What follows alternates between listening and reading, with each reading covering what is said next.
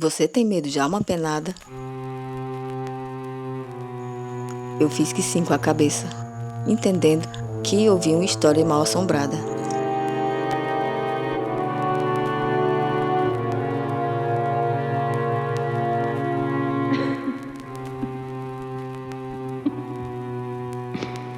Seu Clóvis era um velhinho que morava na vizinhança e consertava sofás.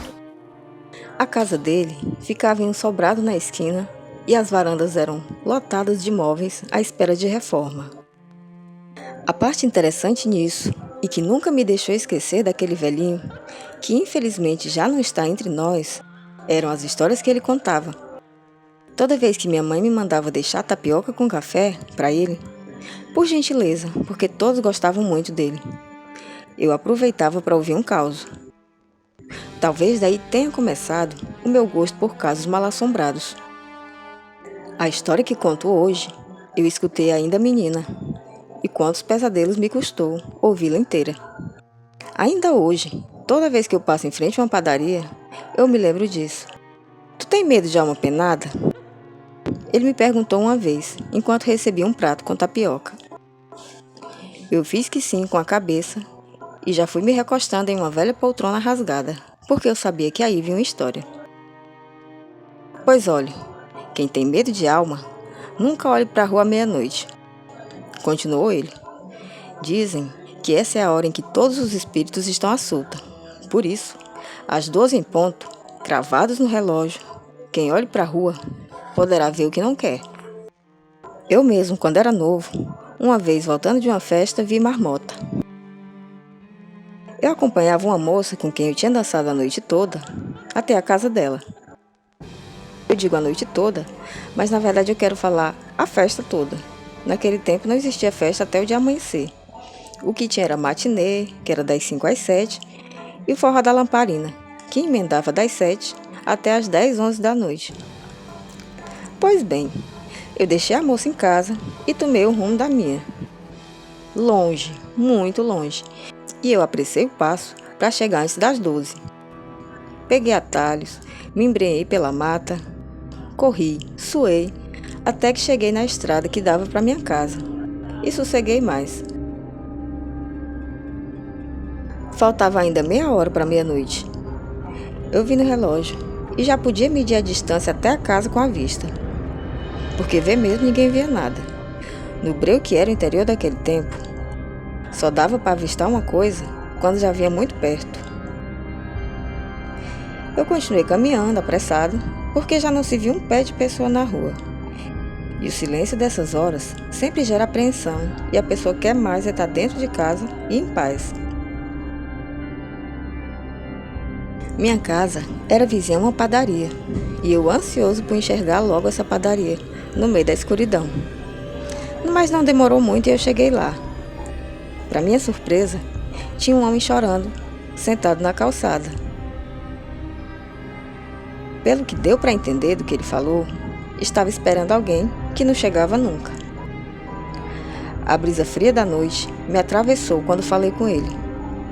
Olhei discretamente o relógio e, graças a Deus, faltavam ainda 12 minutos para meia-noite. Perguntei a ele por quem estava esperando e ele disse que era pela namorada. Calculei na mente que talvez tivessem se combinado de fugir, mas não me atrevi a perguntar.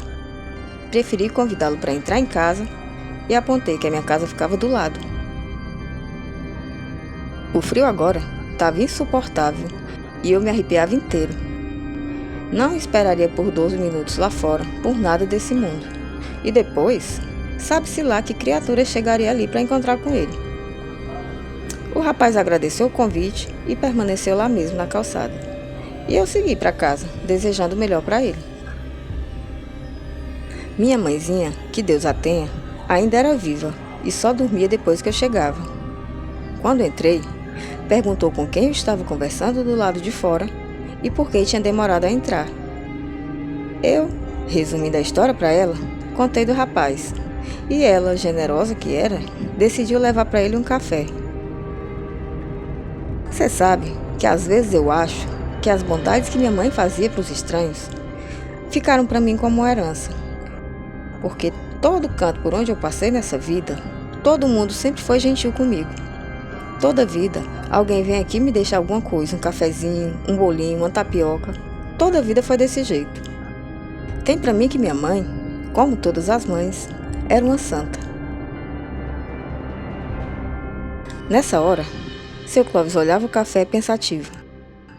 Parecia comovido. Tive a impressão de que seus olhinhos enrugados estavam marejados de lágrimas. Mas eu estava curiosa demais para me conter e perguntei: e depois? O que ela viu quando foi levar o café? Já era meia-noite? Ele virou a xícara na boca e prosseguiu depois de um tempo. Ela não viu nada. O rapaz tinha ido embora. Quem viu fui eu. E sem saber que tinha visto. Escute. No outro dia, ela me perguntou como era esse rapaz que eu tinha encontrado na calçada. Eu descrevi e ela ficou pensativa. Mais tarde, quando fomos à missa, eu vi no relógio da matriz que meu relógio estava atrasado em 12 minutos. Corrigi e entramos. Fiz o sinal da cruz, depois me sentei.